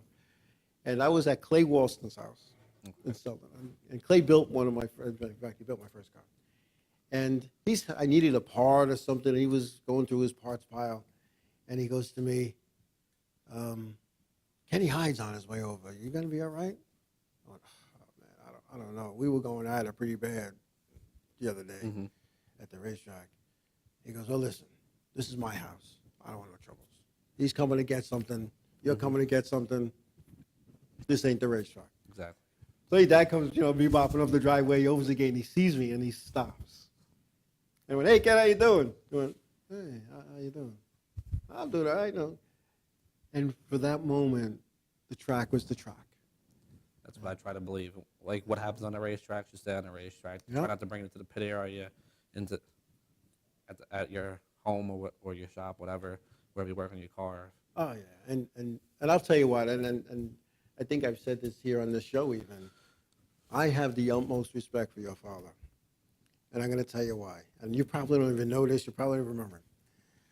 When I had that wreck in '96, 2 weeks before that, we had a demolition derby with each other on a racetrack. We took out half the field. We were fined. We were suspended, and not so much getting suspended was a bad thing, but I had to sit in the stands with my kids while my wife was in the pits having a good time. Your father had to sit in the pits, in the grandstands with you and Kimberly, while your mom was in the pits having a good time. That was the toughest part of that suspension. But we wrecked each other. We wrecked the field. I remember hearing a story about that. Oh man, it was bad.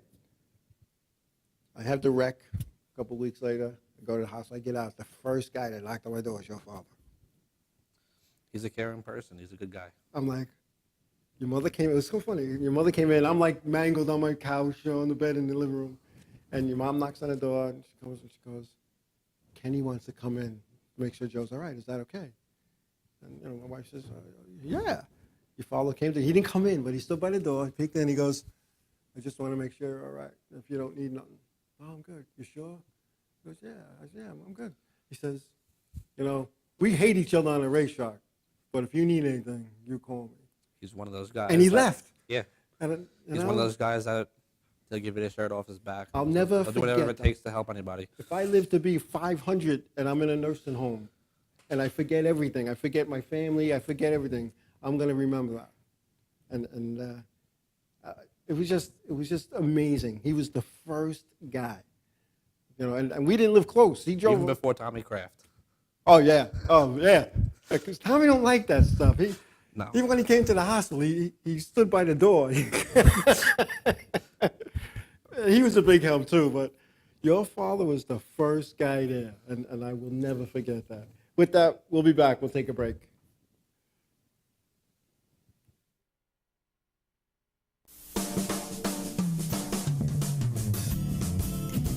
Stop putting it off and start painting it up today at Ben's Paint Station, featuring Benjamin Moore paints, Sickens, wood finishes, paints, and professional paint supplies, ideal for contractors and homeowners, stain paints and epoxies, family owned and operated, in business for over 55 years, professional and experienced help, located at 2 locations, 55B Route 25, Coram, Long Island, New York, and 1495 Plaza Montauk Highway, Mastic, New York. Call them at 775-7435 and 775-8135. Ben's Paint Station, featuring Benjamin Moore Paints. Log on to the Enravio Advertisers page today. East End Screen Printing and Embroidery. Shirts for as low as $3 with print. 631-281-TEES. That's 631-281-TEES. 1355F Montauk Highway, Mastic, Long Island, New York. Go to eastendsilkscreenprinting.com for more info.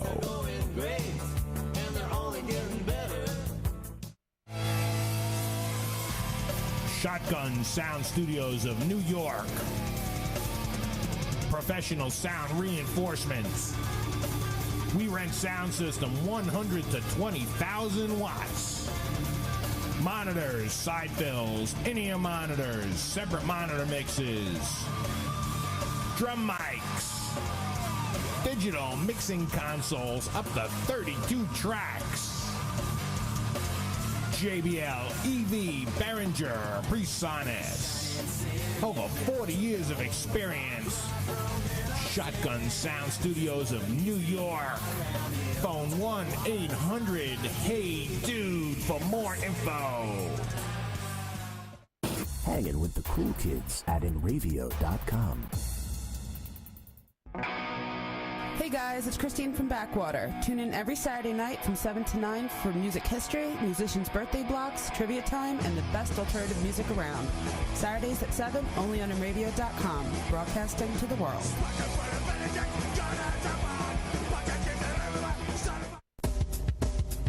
Stay in tune guitar strings. Guitar strings, bass strings, polish and accessories. Stay in tune guitar strings, Akron, Ohio. www.sitstrings.com.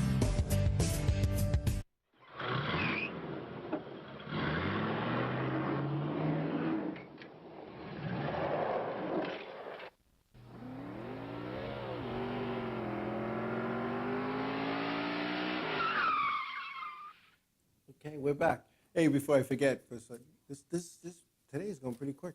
Just some results over this past weekend at the Korean Grand Prix. Sebastian Vettel was the winner. He's also the point leader in the Formula One. But Kim Raikkonen second, Romain Grosjean third, Nico Hulkenberg fourth, and Lewis Hamilton fifth. This is why I don't do Formula One results. I can't say their names. Try saying their names 5 times fast. Yeah, really. In the Nationwide Series at Kansas, Matt Kenseth was the winner, followed by Paul Menard, Reagan Smith, Kyle Busch, Justin Allgaier fifth, Austin Dillon sixth, Parker Kligerman seventh, Brad Sweet eighth, Trevor Bayne ninth, and Elliott Sadler 10th. The way the points are shaken down as we're trying to come to the close almost on this season, Austin Dillon is the point leader with Sam Hornish Jr. second, Reagan Smith third, Elliott Sadler fourth, Justin Allgaier fifth. Brian Vickers is sixth with Brian Scott seventh. Trevor Bayne ninth. I'm sorry, I got him listed twice. Oh, I messed that one up. And Parker Kligerman 10th. Sorry about that. In the Cup, Kevin Harvick won from the pole at Kansas with Kurt Busch second, Jeff Gordon third, Joey Logano fourth, Carl Edwards fifth, and sixth was Jimmy Johnson, Paul Menard seventh, Dale Earnhardt Jr. eighth, Marcos Ambrose ninth, and Eric Almirola 10th. This race paid the winner $364,636.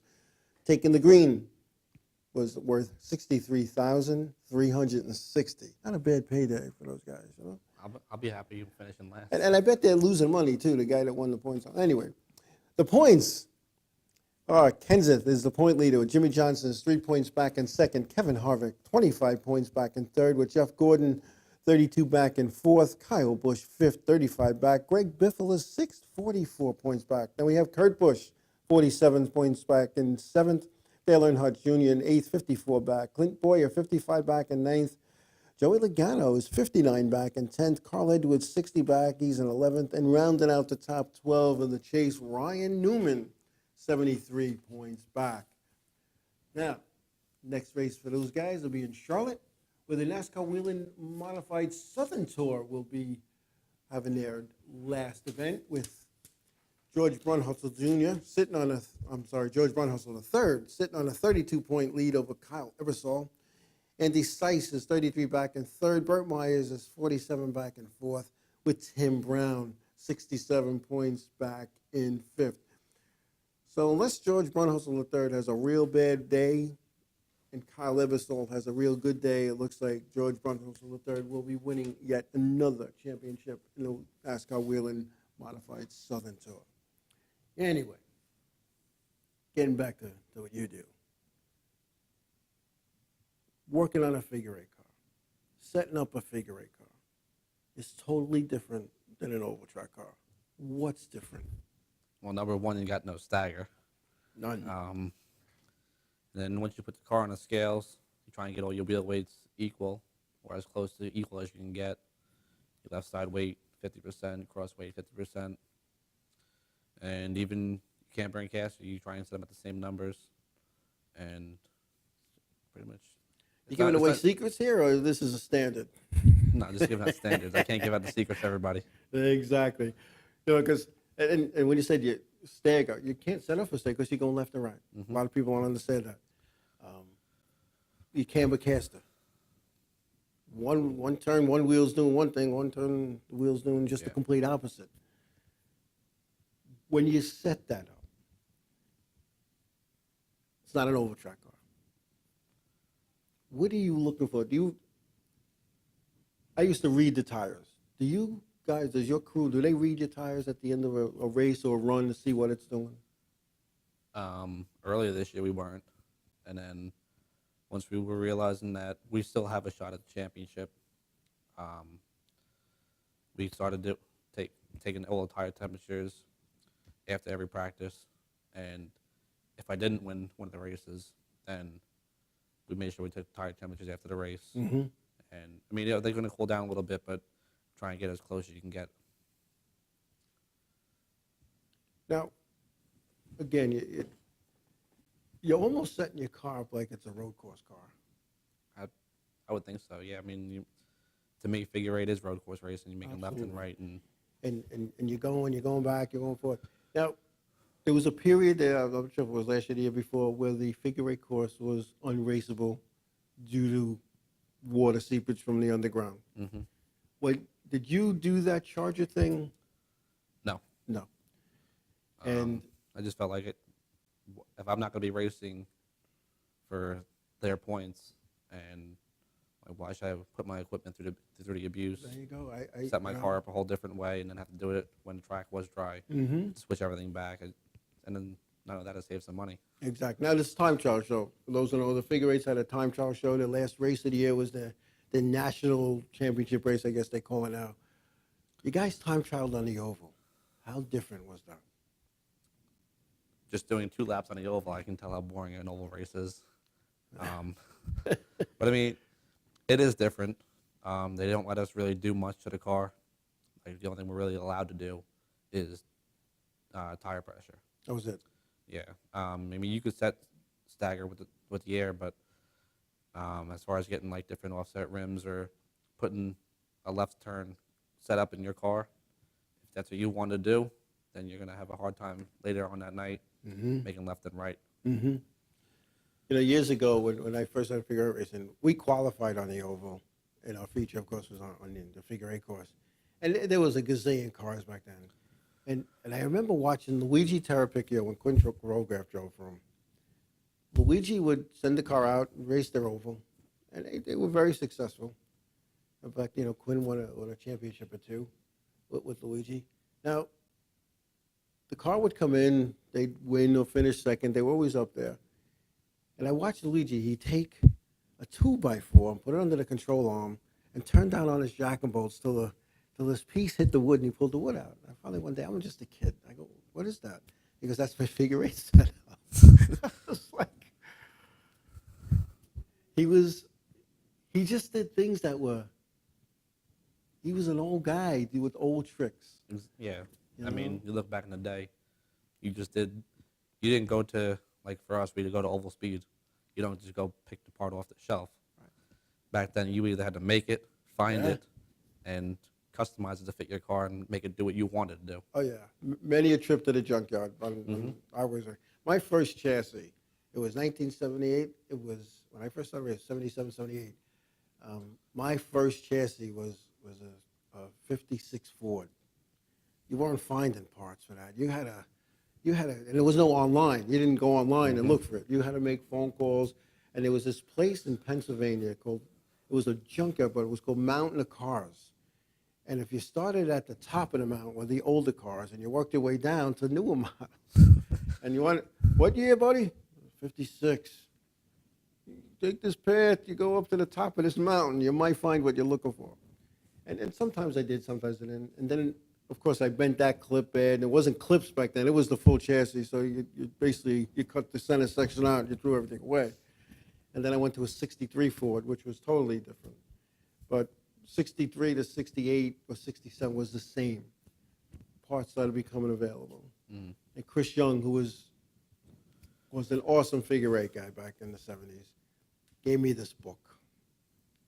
Because you look for certain things, and he'd say, if you want this part, it's stock in this car. And the Ford LTD station wagon at the time had everything you needed. Then they went to Camaro clips. Throw all the Ford stuff away and go to Camaro clips. So it just evolved over the years. And there was a little period of time where some of the figure eight guys took old modifieds, some went figure eight racing. Now it's like so different. Now, your chassis, is it homemade? Is it store-bought? Is it a combination? What do you got holding that thing up? Well, I know I got a Camaro clip on the front of it, and I guess you can pretty much say the rest is just customized built. Tommy Ryan built that car. I believe it was 1978 or 87. I forget. I want to say 78. I mean, it's been redone. Right. Yep. To keep up to date, but otherwise, it's like I said, it's just. Tommy Ryan, for those who don't know, worked for Hendrick Motorsports as a fabricator. Worked his way up from a figure eight guy building cars for himself, then for other people, and he just got a break, and now he's in the big time. I see him every once in a while when I go to a race. He's still as mellow as he was back in the day. Very fortunate man. Oh. Lucky man. Good man. I watched him when I fixed one of my cars, because I was always bending stuff up. And he had the welder and sticking, because he welded with a stick back then. It was the late 70s. He had a stick. Here's a glass of Jack. Take a sip. Make a part. Weld it on. Take a sip. Look. And at the end of the night, it was all good. Yep. And a lot of the cars that he built and put together and fixed are still racing today. And we're talking 20 years. I mean, the 88 car, I mean. That was a Ryan chassis. My dad's first car. Yep. Back in 89, that was his Ryan chassis. The old Ralph Tasso car we bought from him. That was another Ryan chassis. Yeah. He knows how to build a race car. A lot of his stuff is still out there and running. I mean, the car that I first drove in the 88 was originally a Bobby Lane car, but Ryan redid it, to my knowledge, and I drove that car for a couple of years, and after Tommy had it, and a lot of people don't realize that 88 car driven by Brian Hansen, that car won the last race at ISO Speedway. A lot of people don't know that. And it's kind of funny, I was looking for that car because I wanted to restore it to that last day at ISO Speedway when it had a number 9 on it, that Tommy Kraft won that last event. And even though the plaque says Bob Park on 111 in ISO, Bob Park didn't win that last race. Tom Kraft won that last race. And there was a demolition derby after that. And every man will argue with me that demo was really the last race. But to me, I don't consider a demo a race. It's a competition. That's what I think. I mean, to me, a race is go run a racetrack and finish first. Oh, man. And yeah, my guy was talking the old school stuff. There was a guy in a modified tour, Joe Brady, 00 car. He was old school too. You know, you made it, you found it, you did what you had to do. Low budget guy. And you know what? A low budget guy could make it happen with the right people. And you're not a big fancy, you're not coming in with $1 million hauler. You're a working guy. I consider myself the low budget team. Yeah. I mean, yes, I do got the sponsors to help me out, but every once in a while, I still got to take some of my own money and put it in. Absolutely. I mean, you're a hard-working guy, Ken. What do you do for a living? I work with my dad, towing cars. Exactly. Now, here's a guy. He called on it. We spoke this afternoon. He was on his way to go take care of business. And he goes, I can't get here at 7. I'll be there, as soon as I can. Mm-hmm. I And was actually picking up Grant from Northeastern's car. okay, So, see, gotta take care of the sponsors. They you got to can't take care of the me. sponsors, and it's little things. I know a modified driver who lost a big sponsorship deal because this modified driver, I'm not going to say who it is. I don't want to piss people off, but he had a body shop. His sponsor comes in with a car that was in an accident. Mm-hmm. The deductible was $500. He charged the sponsor the $500 deductible. Now, it's all labor. As you know, a lot of times, the parts are X, Y, Z, whatever, but you could eat the labor for your sponsor. He lost that deal because of that. And like you said, you got to take care of your sponsors. You got to do the right thing. And maybe that's why guys like you, your sponsors keep coming back. It's just one of those things. Just one hand washes the other. You just Exactly. Everybody works together. My grandfather used to say, one hand wash the other and both hands wash your face. And you got to take care of each thing, moving forward. So, but it's a good thing. It's a good sport. I love this sport.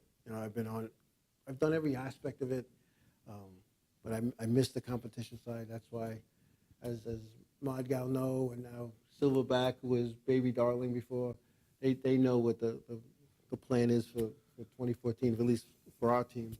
And again, the plan for you in 2014 is come back and defend your title and win some races and do it again. And it's hard to repeat. I mean, some guys have, John Fort repeated, George Brown repeated, Joe Bianalillo repeated. Mm-hmm. It's tough because everybody's gunning for you. Exactly. I mean, the last race of the year was non-points, and I felt like I don't know if it was just me, whether my car was handling a little poorly than normal. I just felt like I got a little bit more bumps here and there than I did all season because I guess you could say because I was champion, but that's all good. Anyway, Kenny, I want to wish you luck moving forward. Congratulations on your championship. Thank you. You earned it. You worked hard, and 21 years old, man, making it happen already. Youngest race winner, youngest champion. There you go. And they can't take that away. No, and again, I can't thank everybody enough that's helped me this year, all my sponsors and my crew guys, and everybody helps me in the garage. And who's with you here today in the gallery here? We got my lovely girlfriend, Darian, and Chris Rogers. There you the go. radio man.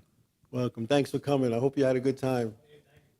Kenny, congratulations. Thanks for coming on the 505 on Racing Show. Thank you for having me. It's my pleasure. It's that time of night. It's funny how it just seems to go so quickly when you're having a good time. And I want to thank everybody for listening in the chat room, folks. You guys were great tonight. I enjoy it. This week, Charlotte. Some guys and gals are going to the King of the Mountain. I know I'll be at the King of the Mountain. Thanks, 22 Figure 8. I thought it was 2, but you're good. But thank you. I want to thank everybody again. Wherever your endeavors are going to bring you this weekend, please be safe. Please be on next week. God bless you all, and tell somebody you love them because before it's too late. Have a good night, everybody. See you next week. You're just out of place.